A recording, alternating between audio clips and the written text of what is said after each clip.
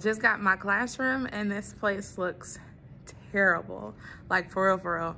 Like I thought that I left it decent, but when I came in here, like, yeah, I didn't leave it decent at all.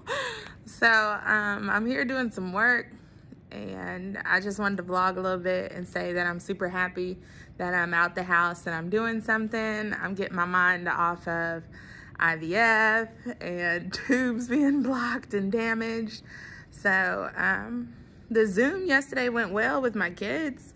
Like, I even had one of them that grew a mustache over 2 months, and I was like, sir, when did you get a mustache? Like, I don't even remember this. So I think I need my kids more than they need me right now. And I'm super excited to get back to work, even though, I mean, we start in August, so, but even though that there are a lot of kids that call me mom, that could hurt a little bit, but I think it'll be therapeutic for my heart too. But me and Greg talked a lot about what the doctor said, and we don't know if we're gonna do IVF. We don't know if we're just not gonna do anything and not have children. That's not on my heart. My desire is to have this baby, period. That was rough.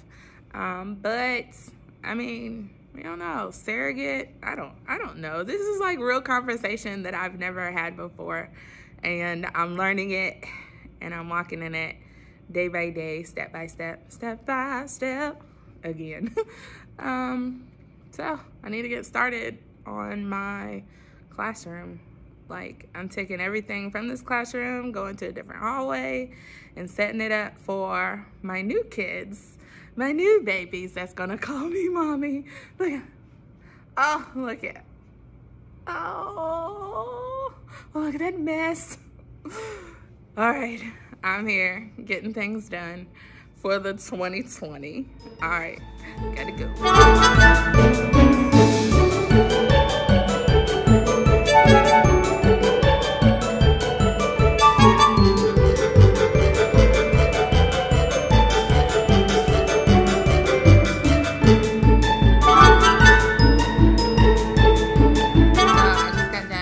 Classroom, and I'm pretty excited about next year, only because, like, as soon as I start getting busy, I can get my mind off of a whole lot of infertility stuff and wondering if we're gonna do IVF or if we're gonna adopt, if we're not gonna proceed, maybe surrogate. Like, at this point in my life, there are so many options, and I just want to make sure that we choose the right option. Because literally, if we decide to go IVF and he takes my tubes away, like, there's no going back from having my tubes removed. I want to keep my tubes. I don't know.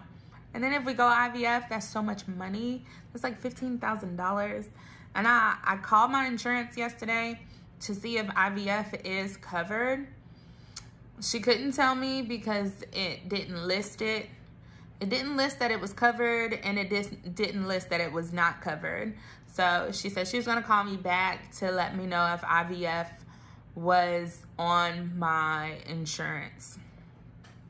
So I don't know that just yet. And then I left a message for my IVF nurse and asked her if there's a possibility that they can kind of just fix my tubes, like have surgery to unblock my tube, at least one, so I can have a chance without removing the whole thing. So much frozen eggs and injections. It's just a lot. Like, I YouTubed IVF process, and they were taking shots every single, I don't know if it was daily or monthly, but it just looked like a lot. But I feel like if that's my journey, I will go all the way just for little baby Richmond. I really want a baby Richmond if you understand the desires of my heart. So we need a lot of support and a lot of prayer. Share my story if somebody else out there needs some support. If they're stuck in a crossroad. I don't know if it's a crossroad. I don't know what like a crossroad is just a cross. Like our road is like this street, that street, that street, that street, that street. Like, which street do we choose? And I have no idea. It's a lot of praying, and hopefully we hear God clearly. I pray that we do hear God clearly, because this path is a lot. And a lot of people cannot give you advice because they have not walked this journey. But you'd be surprised about how a lot of people have walked this journey. And if you're listening to me, just know you are not alone. And it gets easier once you start speaking out. Promise. Because like I said before, I always hid my pain, sorrow. I hid it. Like, y'all saw Christine like strong, ain't nothing wrong, or if something was wrong, I would definitely hurry up and get on out of there, or wherever I was, I hurry up and get in the car, or like, all right, peace out, because I gotta go, because I feel the tears coming. So like, I knew how to not squeak. Like I told one of my friends, like the squeaky wheel always gets the grease, and I was not squeaking. I was needing grease silently. I knew I needed grease, but I never squeaked. I never said anything. But in this second go round, I have got to ask for support. I've got to ask for prayers. Like, this is, and I keep on like, really, the Lord thought I was strong enough for this one, and if he thought I was strong enough, then I am. But it's hard. Absolutely hard. So next year I was talking to one of my co-teachers. I'm gonna call her a co-teacher. Hello. I was talking to one of my possible co-teachers, and I told her, I was like, I really need you. Like, I need you emotionally, academically. I need all the support next year, because I told her, I was like, I don't know if me and my husband are going to go through the IVF process. So I told her, if you are with me next year, I would be a blessed woman, because I know she's friend, she's family. And I think 2 academic years ago, I told her that me and Gregory was struggling to have children. And like, you have to lean on your support if you're a teacher. Like, you have got to have somebody there. Teaching is hard. This journey is hard. Everything in life is hard. And who has $15,000? So I don't know, but I'm waiting to hear from my insurance company, and I want to cross my fingers and pray for good news. Like, this whole week has been a lot of bad news. I'm ready for some good news. Something. Oh, one good news is that we are having storm and crab tonight, and I'm going to tear that storm and crab up. So I'm excited about that. But I know I'm going to keep diarying. Ooh. I'm going to keep on doing diary entries, because I've always wanted to do teacher diaries. So that's coming up shortly. And I started my diary when another journey apparently is mine, which is the infertility journey. I haven't cried today, so I am doing good. Somebody must be praying for me. Somebody must be. I need all the strength in the world for this journey. I don't know. Like, the unknown is scary. But we are praying that we hear God clearly on what we need to do, what he wants us to do. But this journey is mine. Like, nobody can tell it like I can tell it. So it's mine to tell, and there's no way that I can walk silently anymore. Like, this journey, the first time, almost took me out. Like I said before, I was just about spiritually dead. Like, my faith was shaking.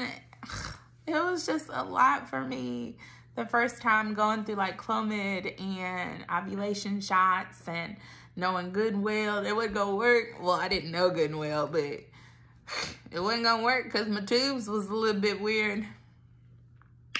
So, but that was definitely an emotional ride, especially because the Clomid shots does something to your emotions too. It maximizes them, makes them look crazy, just go crazy. So I don't know what the process looks like when or if we decide to do IVF. It's probably gonna do something to my hormones again, and definitely need a lot of prayer. So this is hard. Like, I don't know who to talk to.